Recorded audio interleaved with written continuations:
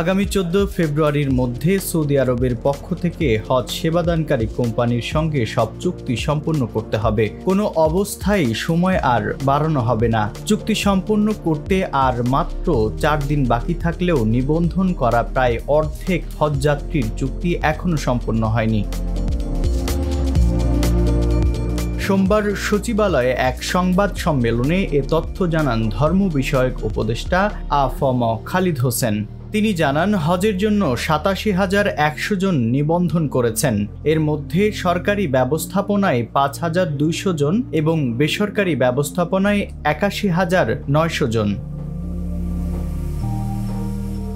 উপদেষ্টা আরও জানান, সরকারি ব্যবস্থাপনায় যারা নিবন্ধন করেছেন তাদের সব চুক্তি সম্পন্ন হয়েছে। বেসরকারি ব্যবস্থাপনায় যারা নিবন্ধন করেছেন তাদের ক্ষেত্রে অনেক এজেন্সিকে চুক্তি সম্পন্ন করতে ধীরগতি দেখা যাচ্ছে।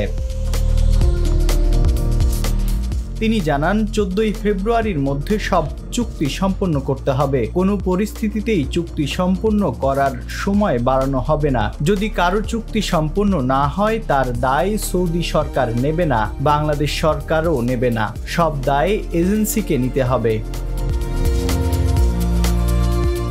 এখন পর্যন্ত কতজনের চুক্তি সম্পন্ন হয়েছে? সাংবাদিকদের এমন প্রশ্নের জবাবে উপদেষ্টা বলেন, সরকারি ব্যবস্থাপনায় সবার চুক্তি সম্পন্ন হয়েছে। বেসরকারি ব্যবস্থাপনায় ৪৫,০০০ হাজির চুক্তি সম্পন্ন হয়েছে।